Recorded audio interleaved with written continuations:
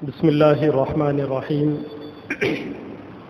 الحمد لله رب العالمين والصلاة والسلام على سيد الأنبياء والمرسلين وعلى آله وأصحابه أجمعين ومن تبعهم بإحسان إلى يوم الدين أما بعد فأعوذ بالله من الشيطان الرجيم بسم الله الرحمن الرحيم إن هذا صراطي مستقيما فاتبعوه ولا تتبعوا السبل فتفرق بكم عن سبيلي وقال الله تبارك وتعالى إنك لمن المرسلين على صراط مستقيم صدق اللہ العظیم۔ اللہ تبارک و تعالی نے جب سے اس کائنات کو بنایا ہے اور اس کائنات میں جب سے انسانوں کا نظام اللہ نے چلایا ہے تب سے لے کر آج تک اس دنیا میں بہت سارے حالات بدلتے رہے ہیں۔ کوئی زمانہ اور کوئی صدی ایسی نہیں گزری ہے جس کے اندر کچھ نہ کچھ خاص واقعات ہوتے ہوں، لیکن انسانی تاریخ کے اندر آج سے گزشتہ 6 مہینے کے اندر جو حالات پیش آئے ہیں وہ شاید ہی پوری انسانی تاریخ کے اندر ایسے حالات کبھی پیش آئے ہوں گے۔ گزشتہ کے 6 مہینے اور خاص طور پر گزشتہ کے 4 مہینے جو لاک ڈاؤن کے نام سے پوری دنیا کے اندر گزرے ہیں اور جو تبدیلیاں روئے زمین کے اوپر دیکھنے میں مل رہی ہے اور بڑی تیزی کے ساتھ زمانہ قیامت کے قریب جا رہا ہے اور دنیا کے اندر بڑی تیزی سے برائی عام ہو رہی ہے، اس سے یہ پتہ چلتا ہے کہ اللہ تبارک و تعالیٰ کی جانب سے کچھ چیزوں کے اب فیصلے ہو چکے ہیں جسے پوری دنیا مل کر ٹال نہیں سکتی۔ اس لاک ڈاؤن کے نتیجے میں لوگوں کی انسانیت کے اوپر سوالات کھڑے ہو گئے۔ انسانوں کے اندر انسانیت کس طریقے سے فنا ہو چکی ہے وہ دیکھنے میں آیا۔ ساتھ ہی ساتھ جو بہت ہی زیادہ تکلیف دہ چیز ان 3 مہینوں میں دیکھنے میں ملی ہے وہ یہ ہے کہ دنیا سے بڑی تیزی کے ساتھ علماء کرام اور اللہ والوں کے گزرنے کا سلسلہ ابھی تک رکنے کا نام نہیں لے رہا ہے۔ گزشتہ کے ان 3 مہینوں میں جتنے بڑے بڑے اللہ والوں کی علماء کرام کی موت ہوئی ہے، پچھلے زمانے میں اتنے کم عرصے کے اندر اتنی بڑی بڑی شخصیتوں کے انتقال کے واقعات بہت کم ملتے۔ ہم نے اپنے بڑوں سے سنا تھا کہ جب ایک اللہ والا دنیا سے ختم ہوتا ہے تو دنیا سے بہت سارا خیر ختم ہو جاتا ہے اور دنیا کے اندر فتنے دندناتے ہیں۔ خود ہم نے اپنے آنکھوں سے بھی دیکھا، ہمارے بچپن میں حضرت حکیم الامت مجدد ملت مولانا اشرف علی صاحب تھانوی رحمۃ اللہ علیہ کے خلیفہ مسیح الامت حضرت مولانا مسیح اللہ خان صاحب جلال آبادی رحمۃ اللہ علیہ کا 92 میں انتقال ہوا، 1992 میں۔ تو پھر لوگوں نے دیکھا کہ اسی 1992 میں حضرت کے انتقال کے بعد اس ملک کے اوپر کیسے حالات آئے۔ ایک تو بابری مسجد کی شہادت کا واقعہ پیش آیا جو ہندوستان کی تاریخ کے 4000 سالہ تاریخ میں اوپنلی دہشت گردی کا واقعہ تھا۔ یا آپ اسے یوں کہہ سکتے ہیں کہ کانسٹیٹیوشنلی ٹیررزم، دستور کے سائے کے نیچے دستور کے رکھوالوں کی جانب سے دھجیاں اڑا کر اللہ کے گھر کو زمین کے برابر کر دیا گیا، اور پھر اس کے نتیجے میں جو فسادات بھڑک اٹھے، ہزاروں جانیں گئی، سینکڑوں گھر اجڑ گئے، سینکڑوں املاک کو آگ لگا کر نقصان پہنچا دیا گیا۔ امکانات میں بعید میں ہم یہ سمجھتے ہیں کہ کسی ایک اللہ والے کے دنیا سے جانے سے جو خیر ختم ہوتا ہے اور جو شر وجود میں آتا ہے اس کے نتیجے میں یہ سب کچھ ہوتا ہے۔ حیدرآباد محبت کا شہر ہے، پوری دنیا کو معلوم ہے، لیکن 2010 میں جب میرے پیر و مرشد، میرے استاد محترم ولی کامل قطب وقت حضرت مولانا حمید الدین حسامی عاقل صاحب رحمۃ اللہ علیہ کا انتقال ہوا تو اس کے چند دنوں کے بعد حیدرآباد میں فسادات بھڑک اٹھے اور کرفیو لگا دی گئی. تو دنیا سے اللہ والوں کے گزرنے سے خیر ختم ہوتا ہے. کسی ایک اللہ والے کے، کسی ایک عالم کے مرنے سے جب یہ نقصان ہو سکتا ہے، تو گزشتہ ان 3 مہینوں میں اب تک 100 کے قریب بڑے بڑے اللہ والوں کا انتقال ہو گیا. اور اس میں ایک ایک عالم، ایک ایک اللہ والا ایسا تھا جو یقیناً پوری دنیا کو سنبھالنے کی طاقت رکھ سکتا تھا. آج بھی صبح میں میرے استاد محترم حضرت مولانا سید احمد اللہ بختیاری صاحب رحمۃ اللہ علیہ کا انتقال ہوا. یہ پیارے نبی صلی اللہ علیہ وسلم کے نواسے ہوتے تھے، حضور کے خاندان سے تعلق رکھتے تھے، اور ایک بہت بڑے اللہ والے کے بیٹے بھی تھے یہ. اور ہندوستان کی تاریخ میں قطب مینار کو ہمیشہ یاد رکھا جائے گا، جسے 2 بادشاہوں نے مل کر بنایا تھا، اور انہوں نے اپنے پیر و مرشد حضرت خواجہ قطب الدین بختیار کاکی رحمۃ اللہ علیہ، جو خود اللہ کے نبی صلی اللہ علیہ وسلم کے خاندان سے تھے اور ہندوستان کی تاریخ کے بڑے چوٹی کے اللہ والوں میں ان کا شمار ہوتا تھا، ان کی اولاد سے تھے. آج صبح انتقال ہوا. دارالعلوم دیوبند کے شیخ الحدیث حضرت مفتی سعید احمد پالنپوری صاحب، جن کے اوپر پوری دنیا کے علم والے طبقے کو ناز تھا، اللہ تعالیٰ نے ایسا اٹھا لیا اپنے اس چہیتے بندے کو جیسا آٹے میں سے بال نکال لیا جاتا ہے. سب طرف لاک ڈاؤن کے نتیجے میں مایوسی چھائی ہوئی تھی، کوئی شور نہیں، شرابہ نہیں، لوگ سارے کے سارے ہاؤس ارسٹ، گھروں میں قید. اور اللہ تعالیٰ نے اپنے چہیتے بندوں میں ایک ایک کو چن کر اپنے پاس بلا لیا. اتنے اللہ والوں کے ختم ہونے سے دنیا سے کتنا خیر ختم ہوا ہوگا. اور دوسری طرف ان سنگین حالات میں لوگ سدھرنے کا نام نہیں لیتے، توبہ کرنے کا نام نہیں لیتے. آئے دن جنازوں کو کاندھے لگاتے ہیں، اللہ تعالیٰ کی طرف رجوع کرنے کا نام نہیں لیتے. جب لوگ گناہوں کو نہیں چھوڑیں گے تو پھر دنیا کے اندر گناہوں کی تاریکی بڑھے گی. اور جب نیک لوگ دنیا سے اٹھائے جائیں گے، نیکی کرنے والے دنیا سے ختم ہو جائیں گے، تو یہ تاریکی اور زیادہ بڑھتے جائے گی. رات کا اندھیرا ہوتا ہے، لیکن سورج کی روشنی جیسا جیسا طلوع ہوتی ہے اندھیرا ختم ہو جاتا ہے، اور جیسا جیسا سورج ڈوبنے لگتا ہے ویسا ویسا رات کا اندھیرا بڑھنے لگتا ہے. اسی طریقے سے دنیا کے اندر جیسا جیسا نیکی ہوگی ویسا ویسا گمراہیاں ختم ہوگی، اندھیرا ختم ہوگا. اور جیسا جیسا نیکی، یہ ہدایت کے سورج، یہ نیکی کے سورج ڈوبتے جائیں گے، اللہ والے مرتے جائیں گے، تو دنیا کے اندر تاریکی بڑھتے جائے گی، اندھیرا بڑھتا جائے گا. یہ جتنے بھی اللہ والے دنیا سے گزر رہے ہیں یا گزر چکے ہیں، یہ اللہ والے کیسے بنے؟ کون سی چیز کی وجہ سے بنے؟ کیا ہم میں سے کوئی بھی آدمی اگر چاہے تو ان کے جیسا نہیں بن سکتا کیا؟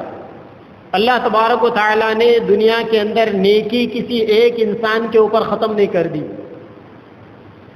اللہ نے انسانوں کو خوبیوں والا بنایا. حدیث پاک میں اللہ کے نبی صلی اللہ علیہ وسلم کا ارشاد ہے، الناس معادن کمعادن الذهب والفضة، لوگ سونے چاندی کے کان کی طرح ہیں. بہت سارے علاقوں کے اندر سونے کی کان، چاندی کی کان دریافت ہوتی ہے زمین سے، خزانہ نکلتا ہے زمین سے. اللہ کے نبی نے فرمایا کہ انسان بھی خزانے والے، ہر انسان کے اندر کچھ نہ کچھ خوبی موجود ہے. جب تک وہ انسان گناہوں میں پڑا ہوا رہتا ہے تو اس کی اس خوبی کے اوپر پردہ پڑا ہوا رہتا ہے، اور جب وہ انسان توبہ کر کر کمر کس لیتا ہے نیکی کرنے کے لیے تو اس کی وہ جو خوبی ہے اندرون میں وہ باہر آ جاتی ہے. پھر وہ بھی اس سے فائدہ اٹھاتا ہے، لوگ بھی اس سے فائدہ اٹھاتے ہیں. اسی لیے کسی بھی انسان کو اپنے سے کمتر نہیں سمجھنا چاہیے. کس کے اندر کیا خوبی ہے اور اس خوبی سے اللہ تعالیٰ کب کیا فائدہ پہنچائیں گے کچھ نہیں کہا جا سکتا. کیونکہ دنیا کی تاریخ کے اندر جو بڑے بڑے اللہ والے گزرے ہیں ان میں سے بعض وہ بھی ہے جنہوں نے 60 سال کی عمر میں توبہ کی، بعض وہ بھی ہے جنہوں نے 70 سال کی عمر میں توبہ کی. اس کے بعد کی زندگی میں وہ ایسے صاف ستھری انہوں نے زندگی گزاری کہ آج پوری دنیا کے ٹاپ بڑے بڑے اللہ والوں میں ان کا شمار ہوتا ہے. تو یہ جو اللہ والے دنیا سے جا رہے ہیں، ان کے اندر کیا خوبی تھی، کیا کمال تھا ان کے اندر، جو اتنے بڑے اللہ والے بنے، ان کے جانے سے اتنا بڑا نقصان ہو رہا ہے. اور وہ جب تھے دنیا کے اندر تو اللہ تعالیٰ نے یہ ان مخلص بندوں کو ہدایت کا چراغ بنایا تھا، ان کے نتیجے میں دنیا میں ہدایتیں پھیلتی تھی. تو دو چار خوبیاں ہوتی ہے ہر ایک کے اندر، اور یہ دو چار خوبیاں ہم میں سے ہر انسان اپنے اندر پیدا کر سکتا ہے. اب اس کے علاوہ بھی اور خوبیاں ہوتی ہے، وہ بعض خوبیاں انسانوں کو اپنی محنت سے پیدا کرنا پڑتا ہے. تو ان دو چار خوبیوں میں جو سب سے بڑی خوبی ہے وہ یہ ہے کہ یہ سارے کے سارے اللہ والوں کی زندگیاں سنتوں کے مطابق ہوا کرتی تھی. ان کی زندگی کا ہر عمل اللہ کے نبی کے زندگی کے عمل کے برابر ہوا کرتا تھا، اللہ کے نبی کے عمل کے جیسا ہوا کرتا تھا.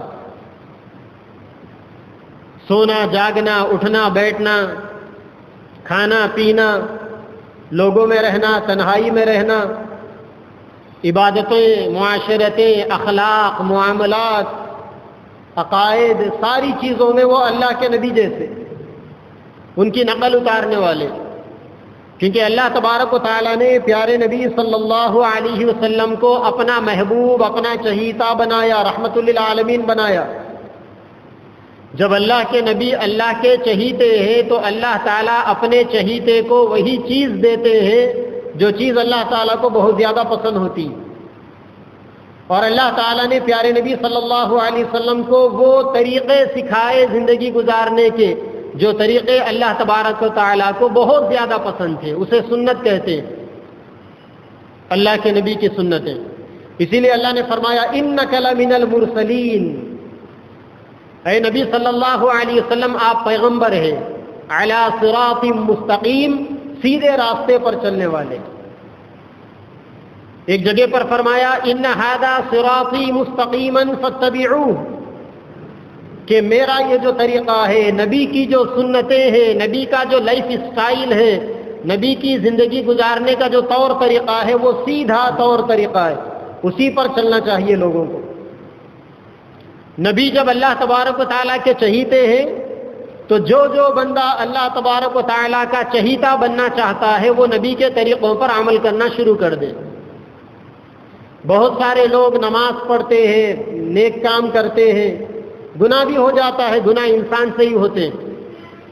گناہ ہو جانا یہ انسان کی شان ہے، اور گناہ کے بعد توبہ کر لینا یہ اللہ والوں کی شان ہے.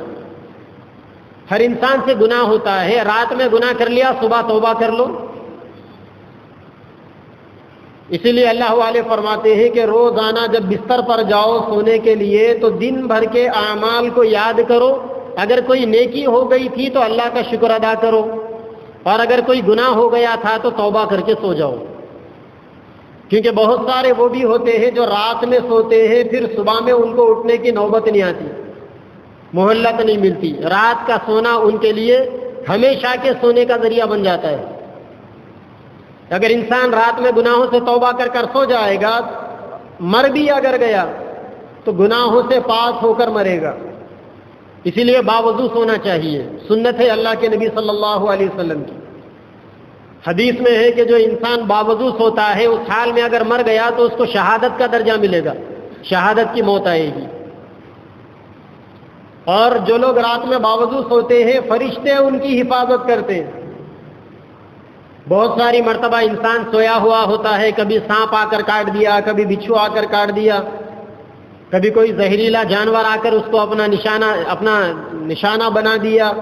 انسان اگر باوضو سوئے گا تو فرشتے حفاظت کریں گے. اللہ کے نبی صلی اللہ علیہ وسلم کی ہزاروں سنتوں میں ایک سنت یہ بھی ہے، اور ہر سنت کے اندر اللہ تبارک و تعالیٰ نے نور رکھی ہے، برکت رکھی ہے اللہ تبارک و تعالیٰ نے. اور اللہ تعالیٰ جس بندے کو چاہتے ہیں اسی بندے کو اللہ تعالیٰ نبی کے سنتوں پر عمل کی توفیق دیتے ہیں. اس لیے انسان کو گناہوں سے توبہ کرتے رہنا چاہیے تاکہ اللہ کی چاہت کی نظر انسان کے اوپر پڑے، اور اپنی زندگی میں جتنا ہو سکے سنتوں کو زندہ کرنا چاہیے. کھانے پینے کی سنتیں ہیں، چھوٹی چھوٹی سنتیں. اگر انسان سنتوں کے مطابق کھائے گا پیے گا تو پھر انسان کا یہ کھانا بھی عبادت بنے گا۔ یہی نہیں بلکہ بیت الخلاء میں جانے کی بھی سنتیں کہ اندر جانے سے پہلے الٹا پیر ڈال کر جانا، دعا پڑھ کر جانا، اندر ایک خاص انداز میں بیٹھنا، پھر جب باہر نکلنے کا موقع آیا تو سیدھا پیر ڈال کر باہر نکلنا، دعا پڑھنا نکل کر، اور نکلنے کے بعد اپنے ہاتھ کو مٹی سے دھونا، ہاتھ میں گندگی لگ گئی مٹی سے دھونا۔ آج کل سینیٹائزر ہے، بہت سارے لوشن سے، آج کل بدبو کو بھگانے کے، گندگی کو دور کرنے کے صابن وغیرہ ہے، اس کا استعمال کرنا، کیونکہ اسلام پاکی کی تعلیم دیتا ہے۔ الطہور شطر الایمان، پاکی آدھا ایمان۔ علماء کرام نے لکھا ہے کہ اگر کوئی انسان سنت طریقے کے اوپر بیت الخلاء میں بھی جائے گا تو اندر جتنی دیر بیٹھے گا، دیکھنے والے یہ دیکھیں گے کہ یہ اپنی ضرورت سے گیا، بشری تقاضا، انسانی تقاضے کی بنیاد پر گیا، لیکن اس کا سنت کی روشنی میں جا کر واپس آنا پورا عبادت میں لکھا جائے گا۔ عبادت صرف مسجدوں میں نہیں ہوتی، عبادت اگر انسان سنت طریقے پر کرے گا تو بیت الخلاء میں جا کر آنا بھی عبادت میں شمار ہوگا، اور یہ صرف سنتوں کی برکت۔ اس لیے حضرت مجدد الفسانی رحمۃ اللہ علیہ، جن سے اللہ تبارک و تعالیٰ نے ہماری اس ملک کی سرزمین پر بہت بڑا کام لیا، ایک ایسا زمانہ تھا اکبر بادشاہ کا زمانہ جب اللہ کے نبی کا دین مٹایا جا رہا تھا، ایک ایک سنت کا جنازہ نکالا جا رہا تھا۔ بادشاہ کا ڈائمینیشن اس طریقے سے تھا کہ اذان کے اوپر پابندی، قرآن کے اوپر پابندی، علماء کے اوپر داڑھی رکھنے پر پابندی، کوئی آدمی نماز پڑھتا تو بلا کر اس کی گردن مار دی جاتی ہے، روزہ رکھنے پر پابندی، قرآن پڑھنے پر پابندی، کسی کے گھر میں اگر قرآن مل جاتا تو اس کو پھانسی کے پھندے پر لٹکا دیا جاتا۔ بادشاہ ہے، مسلمان بادشاہ، اکبر بادشاہ۔ اسی لیے جو لوگ اسلام کے دشمن ہیں انہوں نے اکبر کو اکبر دا گریڈ کہا، اور اکبر کے پڑپوتے اورنگزیب کو انہوں نے بدنام کیا، کیونکہ اورنگزیب انسانوں کا رکھوالا تھا، انسانیت کا رکھوالا تھا، انصاف کرنے والا تھا۔ یہ انسان دشمن طاقتوں نے اورنگزیب کو بدنام کیا، صحیح آدمی کو بدنام کیا، اور کچڑا انسان کو دا گریڈ بنا دیا۔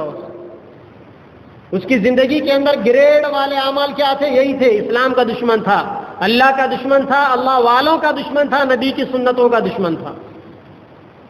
اللہ تعالیٰ نے حضرت مجدد الفسانی رحمۃ اللہ علیہ کو پیدا کیا۔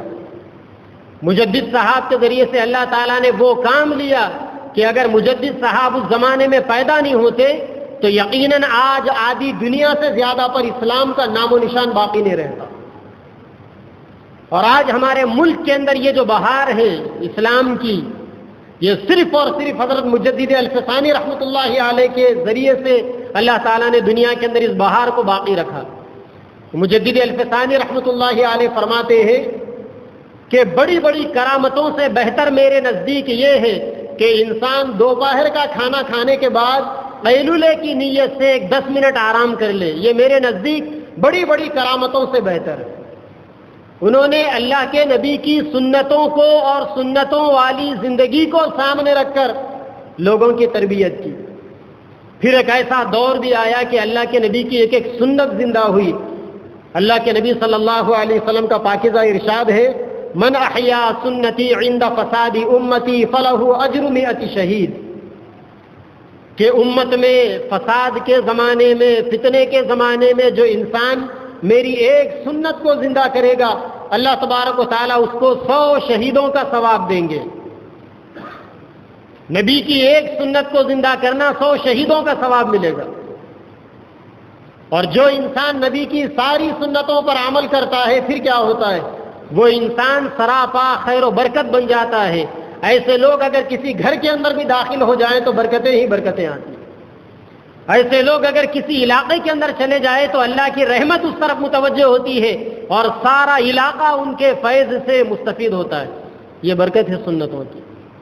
اس لیے اللہ والوں نے فرمایا کہ سنت کی مثال سفینہ نوح کی مثال۔ حضرت نوح علیہ السلام کے زمانے میں عذاب آیا تھا، سوشل ڈسٹینسنگ کے ساتھ بیٹھو، بعد میں بھی جو لوگ آ رہے ہیں ان کو بھی بتاؤ کہ تھوڑا دور دور بیٹھو۔ نوح علیہ السلام کے زمانے میں جب اللہ تبارک و تعالیٰ کی نافرمانی زیادہ ہونے لگی اور 950 سال کی محنتیں نوح علیہ السلام کی دعوت کے بعد 80-85 لوگ مسلمان بنے. اللہ نے نوح علیہ السلام سے کہا کہ کشتی بناؤ، اور کشتی کے اندر سارے ایمان والوں کو سوار کر لو، اور جتنی مخلوق ہے ہر مخلوق کا ایک ایک جوڑا لے لو، کیونکہ اللہ تعالیٰ نے فیصلہ کر لیا تھا کہ اب دنیا کو پورا ڈیمالش کر دینا ہے، پوری دنیا کو ختم کر دینا ہے. اب پھر اس کے بعد اللہ تبارک و تعالیٰ نے پانی کا عذاب بھیجا، وفارت النور. آسمان سے اتنی بارش ہونے لگی گویا آسمان کو چھنی لگ گئی، پانی رکنے کا نام نہیں لیتا، اور زمین اندر سے پانی کے بڑی تیزی کے ساتھ پانی کو اگلنے لگی. اتنا پانی اتنا پانی اتنا پانی، نوح علیہ السلام کا بیٹا کشتی میں نہیں بیٹھا، پہاڑ پہ چڑھ گیا. نوح علیہ السلام نے بیٹے سے کہا ارکب معنا ولا تکن مع الکافرین، ہمارے ساتھ سوار ہو جا، کافروں کے ساتھ مت جا. بیٹے نے کہا سآوی الی جبل یعصمنی من الماء، اے میرے ابا جان میں آپ کے ساتھ کشتی میں نہیں بیٹھوں گا، پہاڑ پہ چڑھ جاؤں گا، میں پانی سے بچ جاؤں گا. نوح علیہ السلام نے کہا لا عاصم اليوم من امر اللہ الا من رحم، آج اللہ تبارک و تعالیٰ کا عام عذاب ہے، آج اس پانی کے عذاب سے کوئی بچنے والا نہیں. تو ہمالیہ کے اوپر بھی اگر چڑھ جائے گا تو نہیں بچے گا، کیونکہ پانی اتنا آنے والا ہے کہ آج ہمالیہ کو بھی ڈوبنا ہے. آج بچنا انہی لوگوں کو ہے جو لوگ کشتی کے اندر بیٹھے ہوئے. وحال بینہم الموج فکان من المغرقین، پھر ایک ایسی لہر آئی کہ جس لہر نے باپ بیٹے کے درمیان میں فرق کر دیا.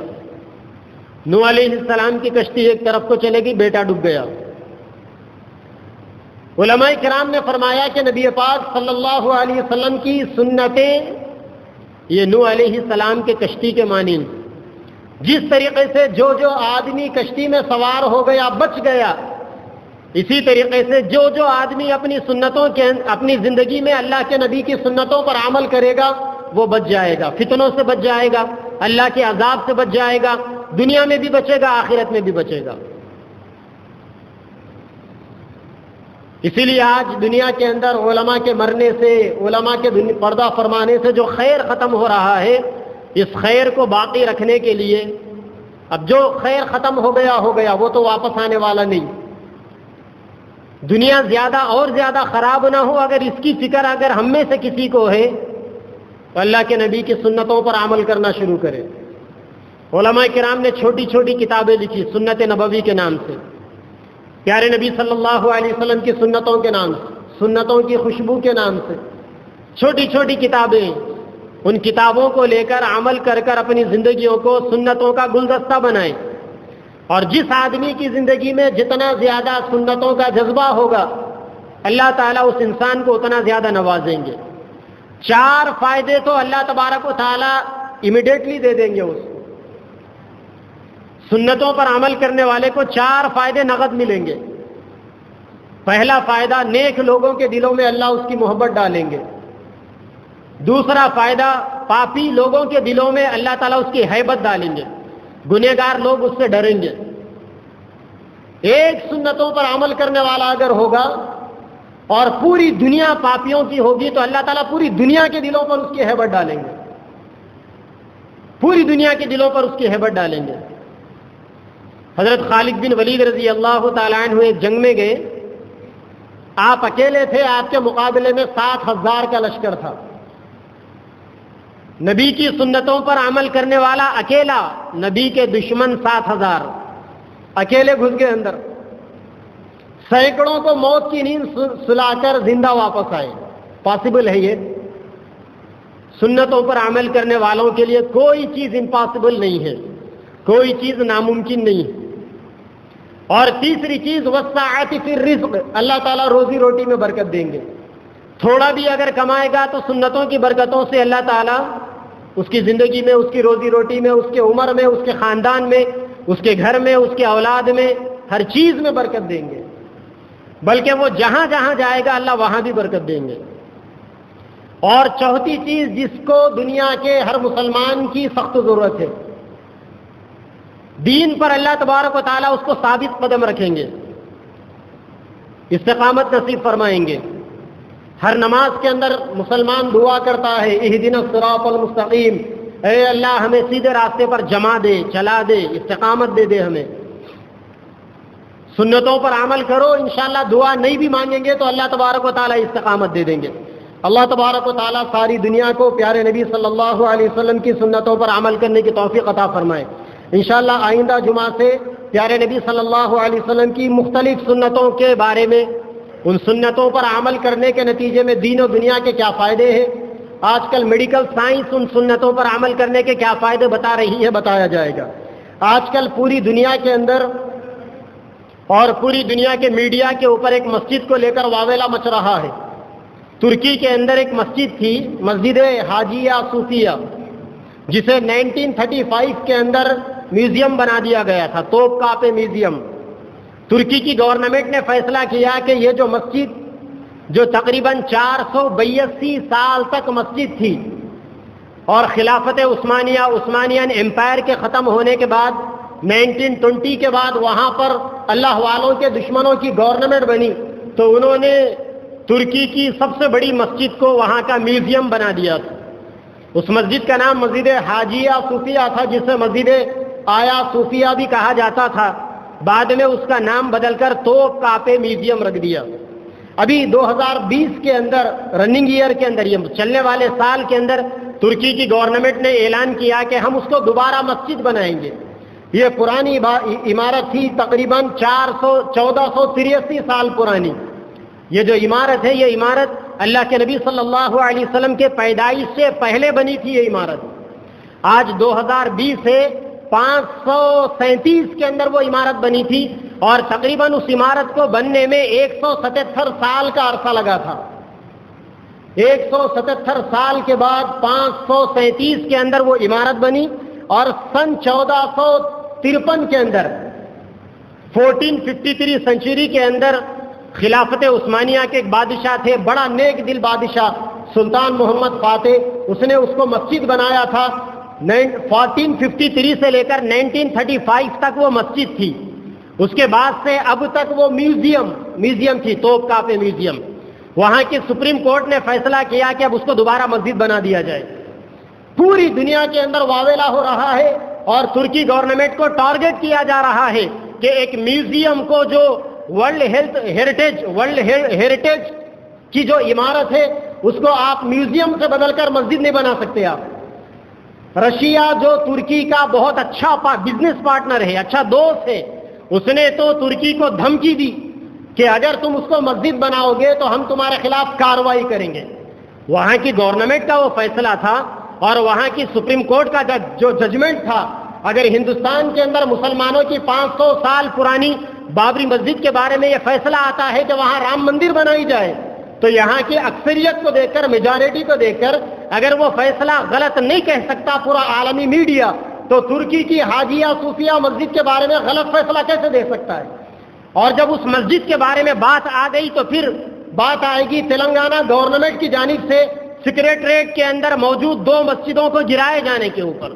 ہاں، ہم یہاں پر اس اسٹیج کے ذریعے سے ہمارے KCR صاحب سے شکوہ کرتے ہیں، اور ہماری تلنگانہ گورنمنٹ سے ہمارا 2 ٹوک مطالبہ ہے کہ ہم نے وارڈ ممبر سے لے کر، کونسلر کے الیکشن سے لے کر، سرپنچ کے الیکشن سے لے کر MP کے الیکشن تک اگر ہم نے آپ کا ساتھ دیا ہے، اس ریاست کے 45 لاکھ مسلم ووٹروں نے اگر آپ کو ووٹ دے کر آپ کے ہاتھوں کو مضبوط کیا ہے، تو وہ اس وجہ سے نہیں کہ آپ مسلمانوں کی مسجدوں کو رات رات ڈھاتے رہیں اور ہم مسلمانوں کے دلوں کے اوپر آپ بلڈوزر چلاتے رہیں۔ 1 سال پہلے امبر پیٹ کے اندر ایک مسجد کو شہید کیا گیا، اب تک گورنمنٹ نے ایکشن نہیں لیا۔ آپ نے وعدہ کیا تھا، اور ابھی نیا سیکریٹریٹ بنانے کے نام پر رات رات 2 مسجدوں کو گرا دیا گیا۔ نظام گورنمنٹ کے زمانے میں 1888 کے اندر جو سیکریٹریٹ بنا تھا، آج سے 132 سال پہلے، وہاں نظام سیکولر تھے نظام، اور ان کا نعرہ تھا کہ ہندو مسلمان میری 2 آنکھیں ہیں۔ نظام نے جو سیکریٹریٹ بنایا تھا، جہاں سے وہ حکومت کیا کرتے تھے، جہاں ان کی گورنمنٹ کے دفاتر قائم تھے، الگ الگ محکمے قائم تھے، وہاں انہوں نے مسلمانوں کے لیے ایک مسجد بنائی تھی اور ہندوؤں کے لیے ایک مندر بنائی تھی۔ اور ہمارے KCR صاحب نے نیو پروجیکٹ کے نام سے نیا سیکریٹریٹ بنانے کے نام سے انہوں نے وہاں 2 مسجدوں کو ڈیمولش کر دیا، 2 مسجدوں کو اور مندر کو توڑ دیا۔ KCR صاحب، آپ کوئی تاناشاہ نہیں ہے اور آپ کوئی خاندانی بادشاہ نہیں ہے۔ آئندہ 3 سال کے بعد پھر الیکشن ہونے والے، ہماری آپ سے گزارش ہے کہ آپ یہ حرکتیں مت کریں، اور اس ریاست کے ذمہ دار شہری ہونے کے ناطے میں آپ سے سوال کر سکتا ہوں، مسلمانوں کا نمائندہ بن کر، اس ریاست کے لوگوں کا نمائندہ بن کر میں آپ سے سوال کر سکتا ہوں کہ آج حیدرآباد کورونا وائرس کا ہاٹ اسپاٹ بنا ہوا ہے، لوگوں کی جان خطرے میں ہے۔ آپ نے ہی بتایا تھا، جو آپ کا نعرہ پورے ہندوستان میں مشہور ہوا کہ جان ہے تو جہان ہے، لیکن آج جان کے بارے میں آپ کی فکر کہاں چلی گئی؟ اور آپ نے 500 کروڑ روپے خرچہ کر لوگوں کو سلنڈر نہیں ہے، وینٹیلیٹر نہیں ہے دواخانوں کے پاس، لوگوں کے پاس ٹیسٹنگ کٹ کا پیسہ نہیں ہے، لوگوں کی زندگیوں کے لالے پڑے ہوئے ہیں، اور آپ 500 کروڑ روپے خرچ کر نیا سیکریٹریٹ ہاؤس بنائیں گے، اور بنائیں گے تو بنائیے آپ، لیکن ہمارے ٹیکس کے پیسوں پر وہ آپ بنا رہے ہیں۔ اور ساتھ ہی ساتھ بابری مسجد کو شہید کرنے میں سب سے بڑا مجرم PV نرسمہا راؤ کے بارے میں آپ نے اعلان کیا کہ 1 سال تک اس کے بارے میں جشن منایا جائے گا اور 10 کروڑ روپے اس کے لیے خرچ کیے جائیں گے۔ یہاں لوگوں کے صحت کے لیے، علاج کے لیے پیسہ نہیں ہے، اور آپ ریاست کا پیسہ ایسا بیکار کے ویسٹ کر رہے ہیں۔ ہم لوگوں کو تکلیف ہے، اس لیے ہم آپ سے گزارش کرتے ہیں کہ آپ اپنے اس فیصلے سے رجوع کیجئے، اور وہ جو 132 سال پرانی مسجد تھی، آج سے 12 سال پہلے 2008 میں جب ریاست کے چیف منسٹر YS راجشیکھر ریڈی صاحب تھے اور مائنارٹی ویلفیئر منسٹر محمد علی شبیر صاحب تھے، میرے پیر و مرشد حضرت مولانا حمید الدین حسامی عاقل صاحب رحمۃ اللہ علیہ کے ہاتھوں اس مسجد کا نیو کنسٹرکشن کے لیے سنگ بنیاد رکھ دیا گیا تھا، اور آندھرا پردیش کے تبلیغی جماعت کے امیر محترم حضرت نعیم اللہ خان صاحب رحمۃ اللہ علیہ کی دعا ہوئی تھی۔ آج وہ دونوں بزرگ بھی دنیا کے اندر نہیں ہے، لیکن آپ نے ایسی حرکت کی یقیناً جس کے نتیجے میں ان بزرگوں کی روحوں کو تکلیف ہوگی، اور ریاست کے لاکھوں نہیں بلکہ کروڑوں سیکولر لوگوں کے دلوں کو تکلیف ہوئی ہے۔ ہماری گورنمنٹ سے گزارش ہے کہ آپ نے جو 2 مسجدوں کو اور مندر کو وہاں سے ڈیمولش کیا ہے، راتوں رات گرایا ہے، آپ بنائیے نیا سیکریٹریٹ ہاؤس، ساتھ ہی ساتھ وہ مندر بھی بنائیے، 2 مسجدیں بھی بنائیے۔ اللہ تبارک و تعالیٰ آپ کو نیک توفیق عطا فرمائے۔ وآخر دعوانا الحمدللہ رب العالمین۔